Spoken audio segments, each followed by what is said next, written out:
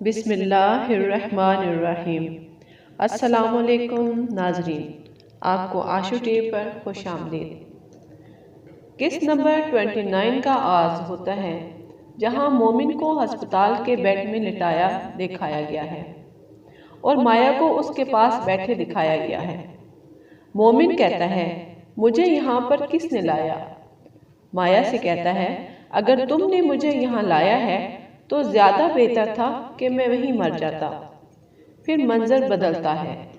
वलीद फरी की बहन को लेने जाता है ताकि उसे सेंटर छोड़ सके। फरी कहती है, मैं तुम्हें किसी गैर मर्द के साथ नहीं भेज सकती, मैं भी तुम्हारे साथ जाऊंगी।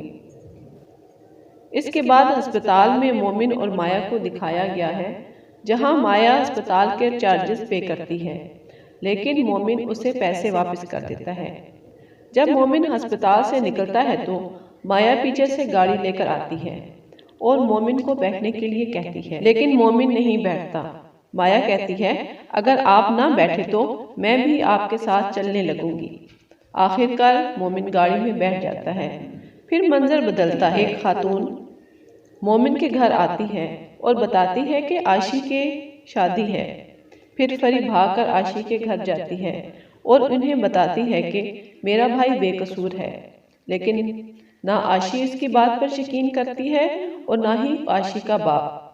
इसके बाद आशी की माँ सारी बात मालूम करने मोमिन के घर जाती है तो मोमिन को माया की गाड़ी से उतरते देखती है और वापस चली जाती है और आशी को सब बता देती है। नाजरीन, जब मोमिन गाड़ी से निकलकर घर जाता है तो घर का दरवाजा बंद कर देता है। जब घर पहुंचता है तो मोमिन की माँ और बहन उसे माफी मांगती हैं और कहती हैं कि हमसे गलती हो गई। मोमिन कहता है कि क्या आशी ने भी मेरी बेगुनाही पर यकीन किया है? फरी कहती है, मैं आशी के पास गई थी। फिर मंजर बदलता है। माया की माँ माया को डांटती है कि तुम क्यों रात को अस्पताल गई? माया कहती है कि मैं मोमिन के पास थी और मैं पूरी जिंदगी उसके साथ गुजारना चाहती हूँ। नाजरीन, यहीं पर इस किस्त का इख्तिताम होता है। अब आगे मोमिन की शादी माया से हो जाएगी, क्योंकि आशी तो मोमिन पर यकीन ही नहीं करती। आप भी कमेंट के जरिए अपनी राय का इजहार जरूर कीजिएगा। अगली किस्त तक के लिए अल्लाह हाफिज।